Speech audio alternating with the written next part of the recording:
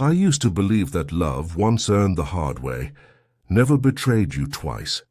I believed that when you reached 60, you'd already paid your tuition in heartbreak, that wisdom alone could protect you. But the truth is, betrayal doesn't care about age, experience, or how many birthdays you've spent learning to read people. It slips in quietly, wearing perfume that smells like devotion. I've always lived a life of order. My days begin at 6 sharp. The coffee pot starts brewing before I'm fully awake, and by the time I walk into the kitchen, the aroma of dark roast fills the space like a loyal companion. My late wife Clara used to say that smell could resurrect mornings from the dead. After she passed away 6 years ago, I kept that habit alive for her, the coffee, the silence, the stillness of dawn. I didn't remarry for a long time. Grief is a strange house. You think you're its owner, until you realize you're only renting space from your memories. I worked, I walked, I survived. The company I built from a single truck into a regional logistics firm kept me busy enough to forget what loneliness felt like, or at least to pretend I had forgotten. Then she arrived. Samantha, younger, by nearly 20 years, soft-spoken, disarmingly attentive. She walked into my life at a charity gala where I had donated a fleet of vans for a local food drive. I remember the first moment I saw her red dress, simple, elegant, nothing loud. She wasn't one of those women who tried too hard to be seen. She had the quiet confidence of someone who already knew she was being noticed. She said she admired men who still believed in handshakes. I told her I admired people who meant what they said. That was the beginning of a conversation that stretched into dinners, walks, shared silences, and eventually a second marriage I swore would be my last. My friends were divided. Some said I deserved happiness. Others warned me that the world had changed since my first marriage. She's young, they said. Be careful, old man. You're stepping into a world where love has a price tag. But Samantha wasn't like that, at least not at first. She made me feel seen again. She laughed at my old jokes, remembered how I took my coffee and filled the house with life. I started believing that maybe, just maybe, God had decided I'd suffered enough. We were married in spring under a canopy of white roses in my backyard. Her family came few people, mostly distant cousins, and my side was almost empty except for my son, Eric, and his wife. They looked skeptical, polite but distant. I didn't blame them. To them, Samantha was a stranger, walking into a house that once belonged to their mother's memory. But I didn't care about judgment. I was happy, and for a man who's carried grief, happiness can feel like redemption. For the first 2 years, everything felt stable. She managed the home, redecorated a few rooms, and convinced me to travel again, something I hadn't done since Clara's death. We visited Napa, Asheville, even Italy. It felt good to see the world through new eyes, even if those eyes occasionally stared at my wallet a little too fondly. She said she was spiritual, drawn to meditation retreats and self-discovery weekends. I supported it. Everyone needs a sanctuary, I thought. But over time, those retreats became more frequent, more secretive. The first few times, she shared details, the name of the retreat, the group photos, the itinerary. Then the excuses started getting vaguer. It's a women's weekend, she'd say. No phones allowed, total disconnection. I trusted her because trust is a habit you build over years, and I didn't want to unlearn it. Then came the Saturday that cracked everything open. It was mid-autumn, the kind of morning that smells like rain and wood smoke. I was drinking coffee on the porch when she came downstairs with a suitcase, one of the expensive leather ones I'd bought for our anniversary trip. She looked radiant, glowing even. I remember thinking she looked more alive than she had in months. Going somewhere special? I asked lightly. She smiled, brushing her hair aside. A spiritual retreat upstate. A few days of silence and reflection. I need it. Sounds peaceful, I said, sipping slowly. What's the name of the place again? She hesitated just a flicker before answering. Haven Valley, same as before. I nodded. All right. Do you need me to drive you? No, she said quickly. They're carpooling. I'll be back Tuesday. I kissed her goodbye at the door, watched her drive away in the white SUV I bought her, and something quiet and ancient whispered that her smile didn't reach her eyes. For the rest of the day, that feeling refused to die. I tried to distract myself with work, with errands, but every hour felt wrong. By evening, curiosity turned into instinct, and instinct turned into action. I logged into our shared credit account to check if she'd filled up gas or used her card for the toll road. That's when I saw it. A charge from Lakewood Grand Hotel. A luxury resort 3 hours away, and very much not Haven Valley. At first I thought it was an error, but the timestamp matched perfectly with when she left. Then another charge appeared just below. Room service 2 guests. My stomach dropped. The cursor hovered over the line item, as if it could rewrite the truth. But the truth doesn't need rewriting, it only needs to be read once to hurt forever. I didn't react. Not immediately. I closed the laptop, stood up, and walked to the window. Outside, the sky was bruised with clouds. A storm was coming. Maybe it already had. I spent that night in silence. Not the kind of silence that soothes, the kind that listens, calculates, waits. I thought about how she'd changed. The sudden interest in yoga retreats. The new lingerie I hadn't seen her wear. The perfume that didn't match the one I'd bought her. All the little clues I'd buried under the excuse of love. By morning I knew. I had to see it for myself. I called the hotel pretending to be a husband, trying to confirm a reservation. My voice was steady, polite. The clerk asked for a name. I said, Mrs. Johnson, Samantha Johnson. A pause, then the sound of typing. Yes, sir, Mrs. Johnson checked in last night. Would you like to be connected to the room? I hung up before he finished the sentence. For a long moment, I just sat there motionless, listening to the echo of that confirmation ring through me like a verdict. The irony burned deeper than anger. She hadn't even bothered to use a fake name. She walked into a hotel as Mrs. Johnson, the same name engraved on our wedding rings, the same name she'd said at the altar when she promised forever. I didn't cry. I didn't break anything. I brewed another cup of coffee, sat by the window and planned my drive. There's a strange calm that comes when you stop denying reality. The mind switches from pain to precision, from emotion to execution. I wasn't going there to scream or to beg. I was going to witness the truth and let her see what real silence looks like.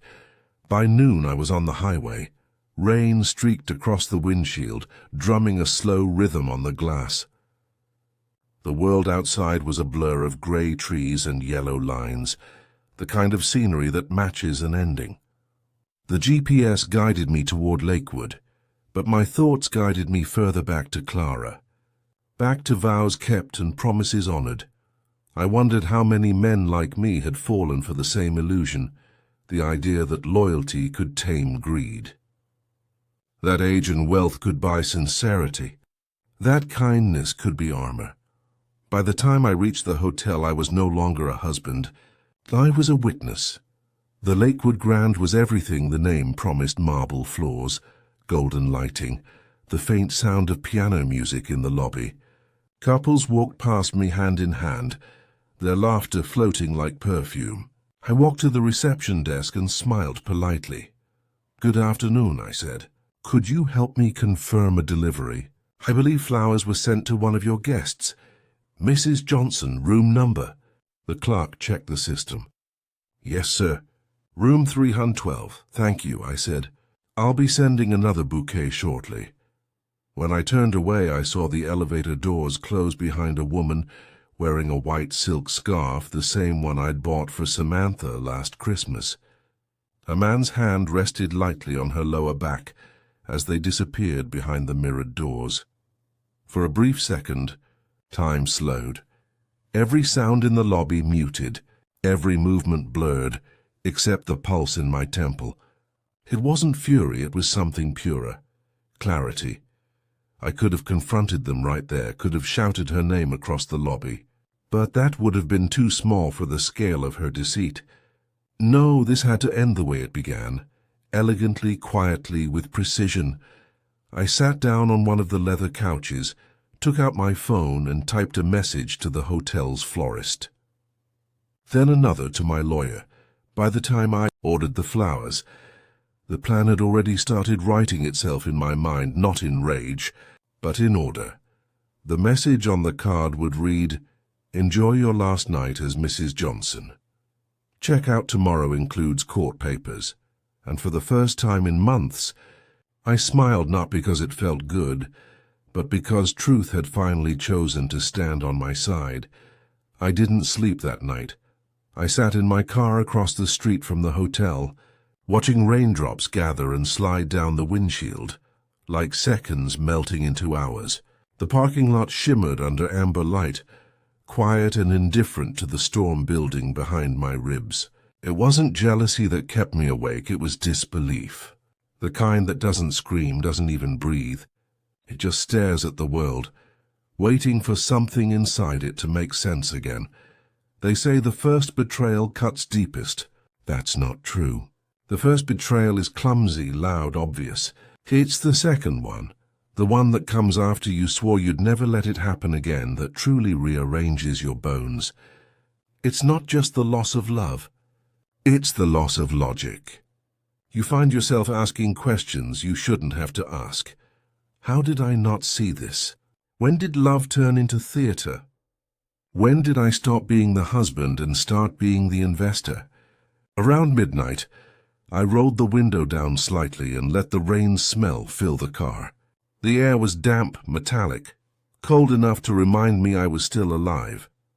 I watched headlights reflect off puddles and wondered what kind of man I'd become, the one who sends flowers instead of confrontations, silence instead of shouting. Maybe that's the difference between youth and age. When you're young, you demand explanations. When you're old, you recognize that none of them would change a thing. As I sat there, memory began its cruel parade. I remembered our first trip to Napa, when she held my hand during turbulence and whispered, "If this plane goes down, I'm glad it's with you." I remembered her laughter in Italy, echoing off stone streets, her eyes glimmering under a Tuscan sunset.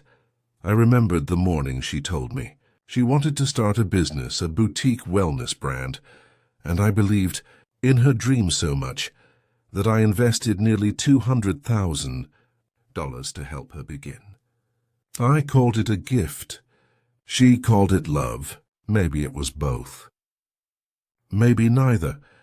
I thought of the evenings she spent planning her retreats, the way she guarded her phone like it carried state secrets, the late-night texts she brushed off with "just my sister checking in." I remembered all of it now, not as moments, but as evidence. And the cruelest part. Even as my mind listed every red flag, my heart still wanted to find a loophole. Some men love too logically. I loved like a lawyer looking for reasonable doubt. I looked up at the glowing sign of the Hotel Lakewood Grand Elegant letters against the dark. Somewhere inside, she was probably asleep in his arms, dreaming of her next lie. But I wasn't going to interrupt that dream. I wanted her to wake up and feel safe before the ground gave way. I leaned back in the seat, closed my eyes, and listened to the rain. It was the same rhythm that used to lull Clara to sleep on stormy nights. Funny how grief never really leaves. It just changes costumes. Tonight it wore betrayal's face. By dawn, the world was washed clean except for me. I drove home in silence, the highway empty, my mind full. The sky shifted from grey to pale blue, indifferent to the wreckage of a man's trust. When I walked into the house, everything felt different, the furniture, the photos, the echo of her voice still lingering in the walls. It's strange how quickly a home can turn into a museum of mistakes. I made coffee, as always, poured it into the mug she'd bought me that said "World's Best Husband." I stared at those words until they blurred. The irony stung, but I drank it anyway. You don't waste coffee or dignity, not in my house. Then I did something that surprised even me. I went upstairs, opened our closet, and started counting the lies she left hanging. Designer dresses I'd never seen her wear for me. Perfume bottles still wrapped in tissue. Gifts for me she hadn't even opened. I realized then that I'd been building a life for someone who'd already started packing an escape plan. I found her wedding ring box on the top shelf, empty. The ring itself, no doubt, was still on her finger in that hotel room. That simple band, once a symbol of unity, was now an accessory in adultery. I picked up the box and placed it in the drawer. Beside the divorce papers, my lawyer had sent months ago a draft we never finalized because I thought we were doing better. Maybe that was my mistake all along, mistaking her silence for peace when it was really distance. By afternoon, Eric came by. He's my son, practical, direct, the kind of man who inherited more of his mother's intuition than my patience. He walked in carrying a file folder, probably company documents, but stopped when he saw my face. "Dad, you okay?" he asked. I nodded slowly. Define okay, he frowned. "What happened?" I gestured toward the dining table. "Sit down, son. I'll tell you something you already suspected." And I did. I told him about the hotel, the fake retreat, the charges, the flowers I sent instead of rage. He listened, his jaw tightening with every detail. "I told you she was." He stopped himself, exhaling. "I'm sorry, Dad. I just didn't want to be right." "I know," I said softly. "Neither did I." He stared at me for a long time, searching for the man he remembered, the one who could fix anything with patience and a plan. "So what now?" I smiled faintly. "Now, we let her enjoy her weekend," he blinked. "You're not serious." "Oh, I'm very serious. She wanted luxury. She'll have it along with a front row seat to the cost of her own deception." Eric hesitated. "You're not going to confront her?" "Not yet. The thing about truth, son, is that it works best when it arrives unannounced." He looked at me the way one might look at a quiet storm forming over the horizon. "You scare me sometimes," he said, half smiling. "Good," I replied. "It means I'm finally thinking clearly." After he left, the house fell back into silence. I walked through each room like a ghost haunting his own life. Every object had a memory attached, some sweet, most now poisoned. I reached the study, where the walls were lined with books and certificates, reminders of a lifetime spent building rather than breaking. It was there that I made the decision.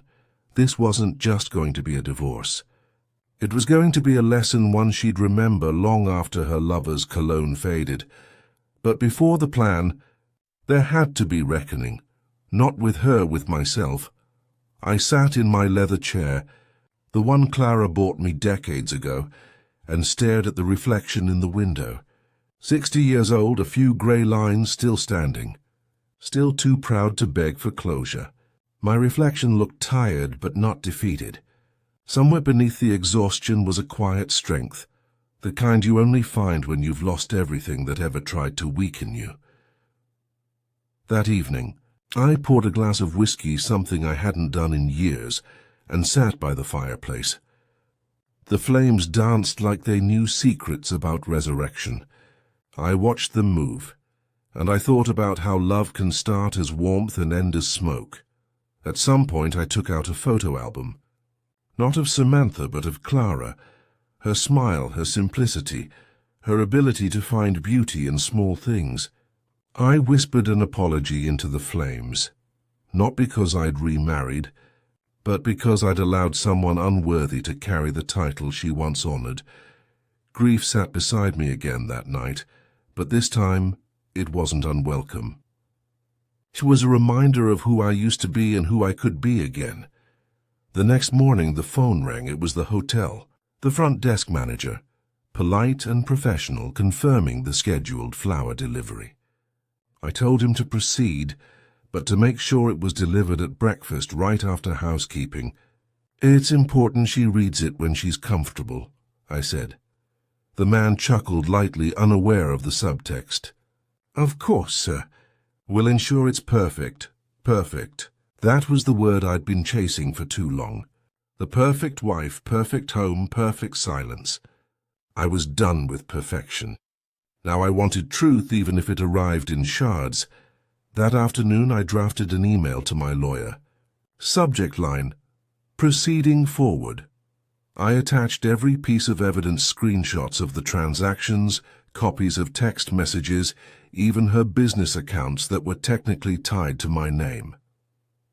I requested that the divorce papers be finalized and sent to her with delivery tracking. The timing had to align perfectly with her return. Everything about her life, the car, the house, the credit cards, the boutique she ran, had been under my financial umbrella. I wasn't going to destroy her, but I was going to remove the illusion that she built her empire alone. By evening I received the confirmation. Documents prepared, delivery ready by Monday. That gave me 2 days, just enough time for her to enjoy the fantasy before reality checked in. That night I slept for the first time since discovering the truth.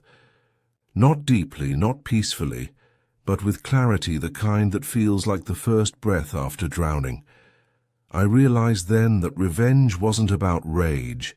It was about restoration, restoring balance, self-respect, and silence on your own terms. As the flames faded in the fireplace, I whispered something to the empty room, not to Samantha, but to myself. She checked into a hotel wearing my name, but she'll check out carrying my lesson. And for the first time in years, I didn't feel old. I felt awake. The morning her retreat ended, I woke before sunrise. The air outside was cold enough to bite, the kind of chill that makes every decision feel sharper. I sat at the kitchen table with a cup of black coffee and a single envelope resting beside it, the final draft of the divorce papers. Her name printed neatly across the top looked like a confession all by itself. There was no rage left in me, just purpose. People think revenge begins with anger, but that's wrong. It begins with quiet, the kind that presses on your chest until you decide silence is no longer enough. I had spent years building companies, teams, fortunes. Planning was in my blood. Now that same discipline would become the weapon she never saw coming. By 7, I was already dressed, jacket pressed, shoes polished. It's funny how preparation feels the same whether you're heading to a business meeting or a war. In my mind, this wasn't about hurting her. It was about closing the chapter cleanly, elegantly, in my own language. When you love someone and they lie, your instinct is to demand explanations. But explanations are just rehearsed lies in longer sentences. Truth, on the other hand, doesn't speak, it reveals itself. And that's what I was going to give her, revelation. I drove to the bank first. The manager greeted me like an old friend. I'd been one of their top clients for years. I asked for a transfer. Half of the joint savings moved back to my private account. The rest would stay frozen until the divorce settled. The manager hesitated before printing the forms. "Rough week?" he asked. I smiled faintly. "Let's just say the storm came earlier than forecast." He chuckled politely, unaware that I meant every word. From the bank, I stopped by the florist, the same one I'd ordered the hotel bouquet from. The shop smelled like lilies and cedar, the kind of place where people come to celebrate love or bury it. The owner, Mrs. Flores, knew me well. "Mr. Johnson," she said warmly, "everything all right? The delivery yesterday went smoothly. The hotel called. They said the lady was surprised." I looked her in the eye and nodded. That's exactly what I was hoping for. Then I asked her for a second delivery, this one to my house. A simple bouquet of white roses, addressed not to Samantha but to Clara. I didn't need anyone else to understand that gesture. It was for me to remind myself that I still knew what real love looked like. When I got home, I poured another coffee and sat by the window, watching the light shift across the living room. Every shadow seemed to move differently now, as if the house itself was breathing again. For the first time in years, it felt like mine. Around noon, my phone vibrated. A message from an unknown number. "Who are you?" I didn't need to ask who it was. The tone was unmistakable. A second message followed. "How dare you humiliate me like that?" I stared at the words, imagining her face when she found the note tucked among those roses. I pictured her reading it out loud in front of the man she'd chosen to betray me with. Maybe he laughed. Maybe he panicked. Either way, she now understood what kind of man she'd underestimated. I typed a single reply. "Consider it your checkout notice." Then I set the phone down and let the silence swallow the moment. By evening, my lawyer called. The documents had been sent electronically. "She'll be served within 24 hours, he said. "Are you sure you want to move this fast?" "Yes," I said. "The longer you leave poison in the body, the harder it is to heal." That night I took a walk through the neighborhood. The air smelled like rain again, soft and familiar. I passed the old park where Clara and I used to take Eric when he was small. Life had been simple then, coffee in thermoses, laughter echoing off the swing chains. I realized that I miss simplicity more than I miss love. When I returned home, I found her suitcase in the foyer. She'd come back early. I heard footsteps upstairs, measured, cautious. I didn't rush to meet her. Instead, I went to the kitchen, poured 2 glasses of water and waited. She appeared at the doorway wearing a grey sweater and guilt-like perfume. Her eyes flicked to mine, testing for mercy. "I can explain," she started. I raised a hand. "Don't. Explanations are for people who didn't get caught." She froze. For a long moment, neither of us spoke. The clock on the wall ticked loud enough to sound like applause. Finally, she whispered, "You planned this." I nodded once. "The moment you checked into that hotel using my name, you wrote the ending yourself." I just edited the punctuation. Her lips trembled. "You sent those flowers?" I did. "Thought you deserved one last romantic gesture before the paperwork arrived." She stepped forward. "So that's it? You're just going to throw everything away?" "No," I said calmly. "I'm going to reclaim it." She laughed bitterly. "You can't prove anything." I slid the folder across the table, the credit statements, the hotel confirmation, the reservation under Mrs. Johnson. Her eyes darted through each page like a thief caught under a spotlight. "Proof," I said quietly, "is the easiest part. Living with it. That's the hard one." She dropped into the chair across from me, her voice shrinking. "I didn't mean for this to happen." I believed her. Not because she was honest, but because meaning rarely matters once betrayal is complete. I stood, picked up my jacket, and walked toward the door. "You have until tomorrow to collect your things. The house and the accounts will be settled through court. After that, you can have whatever peace you can find." As I reached for the door, she said softly, "You really don't love me anymore." I turned back, met her eyes, and told the truth. "No, but I respect what love used to be." Then I left. Driving through the city that night felt different. Every traffic light seemed to change slower, every sound louder. But beneath it all there was a strange calm, a steady pulse reminding me that endings are sometimes the purest form of justice. Back home, I sat in my study and opened my old journal. It had been years since I had written in it, but words came easily now. I wrote about truth, about silence, about the danger of confusing comfort with loyalty.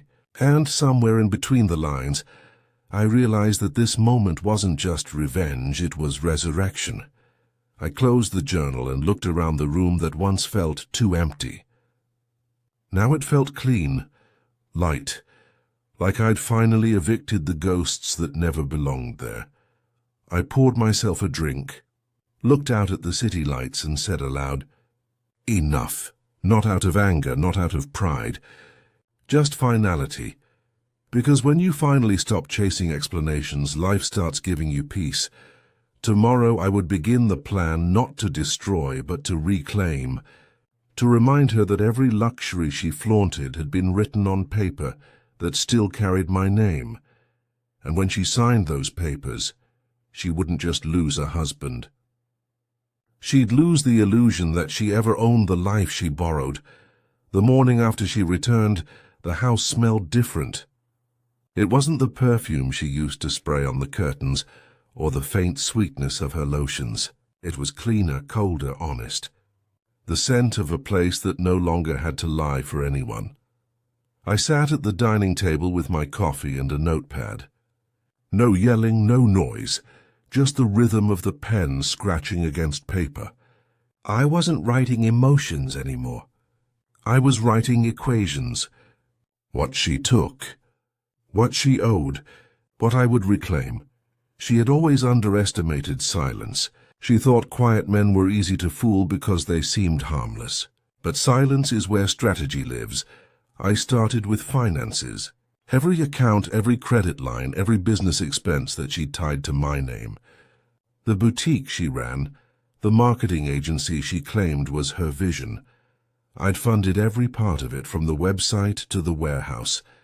But ownership, thankfully, was still in my hands. She never paid attention to legal details. She only paid attention to image. My lawyer, Martin, arrived by noon.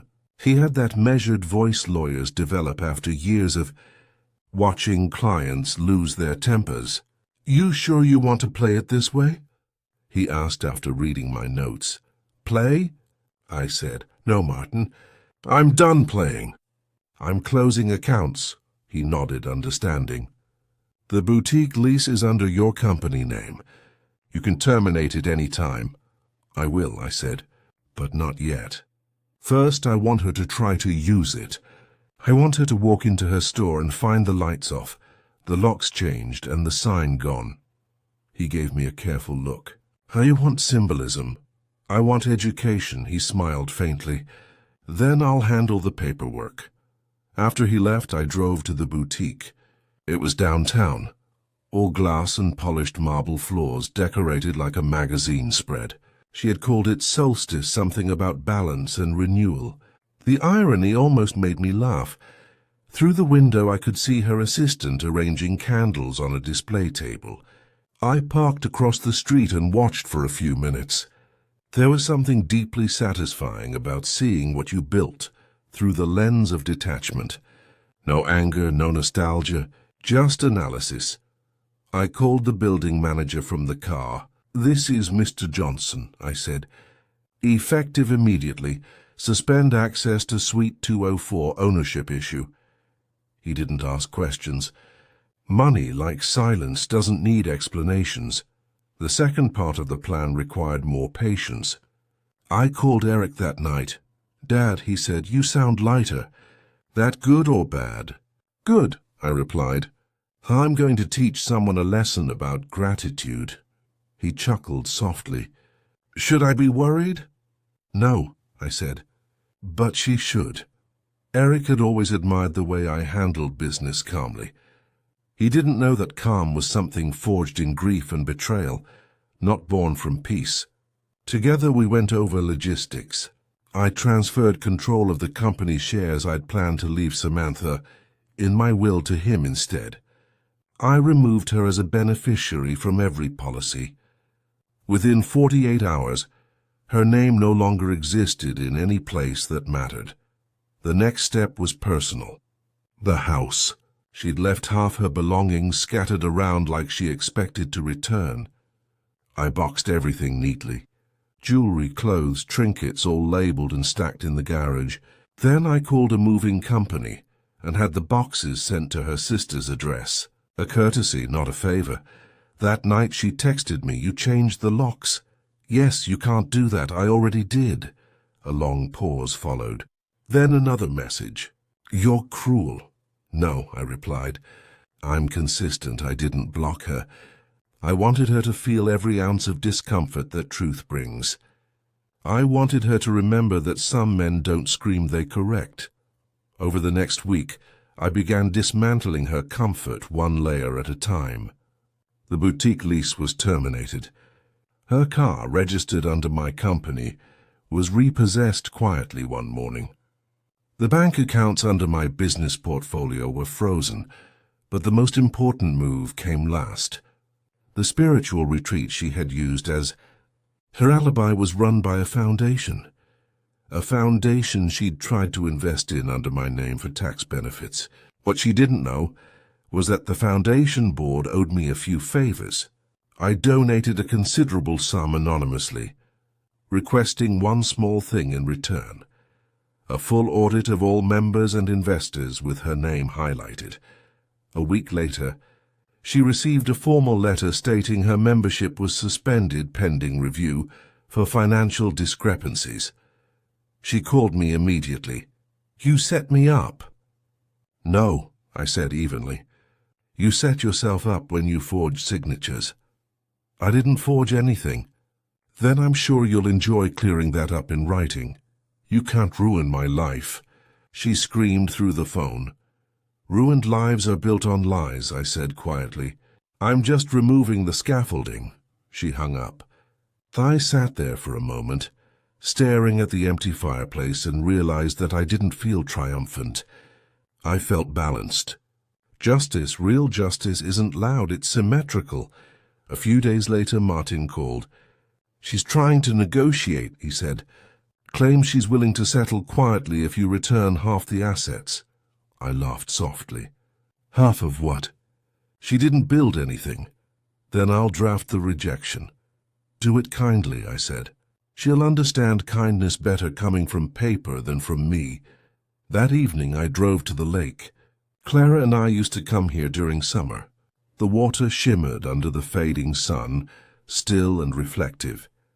I stood at the edge thinking about how easily love can turn into illusion when you stop paying attention to the details. Took out the small velvet box I'd found. In the closet, the empty one where Samantha's wedding ring used to rest. I dropped it into the lake and watched it sink, the ripples fading as quickly as her sincerity had. For the first time in months, I slept deeply. The following morning, news reached me through a friend downtown Samantha's boutique had officially closed, and her investors were asking questions. She'd tried to reach me again, but by then my number was changed. Eric came by later with 2 cups of coffee. "You really did it," he said, shaking his head. "I just cleaned my name," I replied. "The rest was gravity." He laughed. "You sound proud." "Not proud," I said. "Peaceful." He nodded slowly. Mom would have liked that answer. Maybe she would have. Clara believed that revenge was never necessary, only truth. But sometimes truth is what revenge looks like from a higher altitude. That night I drafted a letter not to Samantha, but to myself. A declaration of closure. I wrote that I had learned the difference between love and dependency, between peace and silence, between forgiveness and permission. I sealed the letter and placed it in the safe. A reminder for future storms. Never confuse calm with trust. The next day Martin called again. "She accepted the terms," he said. "Signed everything. It's over." I thanked him, hung up, and looked around the house. "It finally..." Felt like a home again, not because she was gone, but because I was present. I made one last phone call to the hotel where it all began. The manager answered cheerfully. "Lakewood Grand, how may I assist?" "This is Mr. Johnson," I said. "I'd like to settle the outstanding bill from 2 weeks ago." "Of course, sir, but it's already been paid in full," I smiled. "By who?" "By Mrs. Johnson," he said. I chuckled softly. "Keep the name on file. It'll be useful for your training manual on irony." When I hung up, I realized something. The plan was complete, but the story wasn't over. Because justice isn't about endings, it's about restoration. And I had finally restored the one thing she could never steal, my peace. The day her signature dried on the divorce papers, I didn't celebrate. I didn't even open a bottle of wine. I simply stood in my kitchen, looking out the window, realizing how still life becomes when you stop chasing noise. But peace is never complete until the truth is seen. Quiet revenge is satisfying, but visible justice, measured elegant, is what brings closure. It started with the boutique. I had given the building manager strict instructions not to remove the signage until the end of the month. I wanted her to believe she still had time. And on the final Friday, she did exactly what I expected. She hosted a relaunch event to impress her investors, oblivious to the fact that the utilities were already scheduled for disconnection. I arrived an hour before it began, wearing a simple gray suit and a calm smile. The parking lot gleamed under the late afternoon sun. Through the glass storefront, I could see her arranging candles and gift bags, rehearsing a speech she'd probably practiced in the mirror. She looked every bit the successful woman she pretended to be. The irony was almost poetic. Every inch of that space, from the flooring to the lighting, had been paid for by the man she betrayed. I walked inside, unnoticed at first. The assistant at the counter froze when she recognized me, her lips parting but no words escaping. I nodded politely and continued toward the display area. Samantha turned, the color draining from her face. "What are you doing here?" she asked, her voice tight. "Just making sure everything's running smoothly," I said. "After all, it's my lease." Her eyes flickered with panic. "You can't be serious." "I've never been more serious." She glanced toward the guests arriving, investors shaking hands, laughter echoing through the entrance. She smiled weakly at them, pretending all was fine. I admired her composure.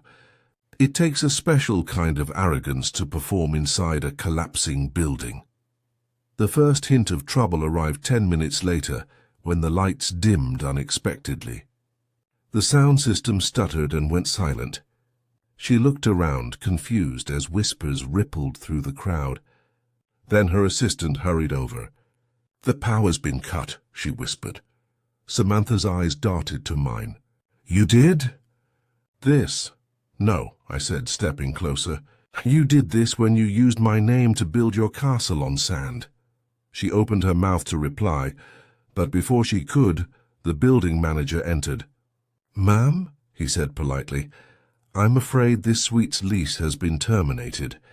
The owner requested the keys," the guests began murmuring. One of the investors, a tall man in a navy suit, looked between us. "What's going on?" I turned to him, calm and precise. "I'm the property owner. This space was leased under my company. It's being reclaimed due to fraudulent activity and unpaid transfers. I apologize for the interruption."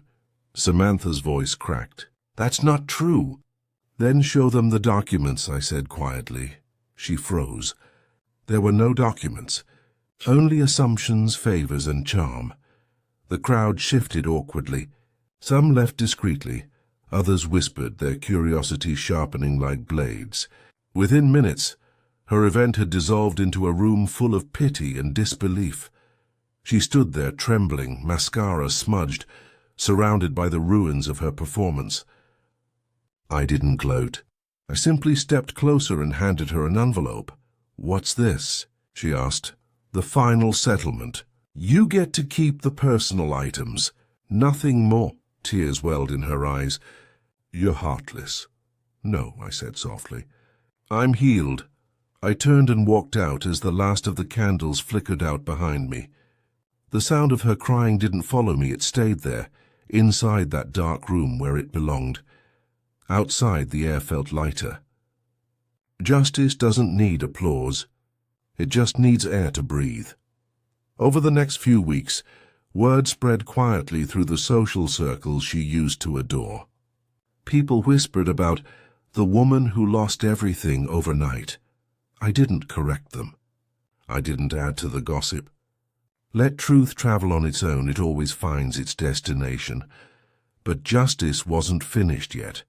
There was still the matter of her so-called spiritual retreat. When the Foundation Board reviewed the audit, I'd requested, they found several irregularities, misused funds, fake donations, tax inconsistencies all under her account. She'd tried to move money through the organization to avoid detection, not realizing those ledgers were legally traceable. A formal investigation followed. She received a letter requesting her appearance before the board. I was copied on it, not because I demanded to be, but because the Foundation's legal team now represented my interests too. When she arrived for that meeting, the board members treated her politely but distantly. She was no longer a philanthropist. They saw her as a liability. And when the treasurer laid out the records, she could barely look up. I watched from the back of the room, silent, anonymous, observing her world shrink by the minute. One of the board members asked, Mrs. Johnson, can you explain why these transfers from your boutique accounts were disguised as charitable donations? She stumbled. They weren't disguised. It was a bookkeeping error. The treasurer slid a document across the table. Then perhaps you can explain the forged signature. Yours using his name, her voice cracked. I didn't mean to. The chairman raised a hand. That will be all, Mrs. Johnson. Silence filled the room, cold and absolute. I stood quietly, letting her feel the weight of her own undoing. She turned slightly, her eyes catching mine for a second. She looked for anger and found none. Only reflection. As I left the building, I felt something shift. The revenge, the justice, it was done. But what lingered wasn't triumph. It was balance. That evening, I visited Clara's grave for the first time in months. The sun was setting behind the trees, painting everything gold. I placed white roses on her stone, the same kind I'd sent to the hotel. I fixed it, I said softly. Not for her. For me. The wind stirred gently, carrying the faint scent of rain. It felt like permission to rest. Days turned into weeks. The divorce finalized without dispute. The house remained mine, the business thrived, and peace, quiet, unadorned peace settled back into my life. Then, one morning, I received an envelope in the mail. No return address. Inside was a single note written in her handwriting. You win. I hope you're proud, I smiled faintly. It wasn't about winning. It was about remembering who I was before someone mistook my patience for weakness. I folded the note, placed it in my journal, and wrote beneath it, Forgiveness is not forgetting. It's choosing not to reopen a healed wound. For the first time in years, I felt light enough to start again. The following week, I took a long drive upstate. No destination, just open road. The trees leaned in over the asphalt, whispering through their leaves. Somewhere along that quiet highway, I realized that revenge had never really been about her. It had been about reclaiming the man I used to be before lies diluted him. The air was clean. The road was clear. And for the first time in a long time, I didn't need anyone else's silence to hear myself think. The storm finally passed, though it didn't leave quietly. It never does. It took months before I stopped expecting her voice in the hallway. Months before the house stopped echoing with memories I didn't ask to keep. But one morning, something shifted. I woke up and realized the silence no longer hurt. It had texture again. It was no longer emptiness. It was space. The same space I used to fear was now where I could breathe. I made a habit of walking every sunrise. The same neighborhood streets, the same cracked sidewalks, the same neighbors waving from their porches. Everything that had once felt painfully ordinary now felt steady, real, grounded.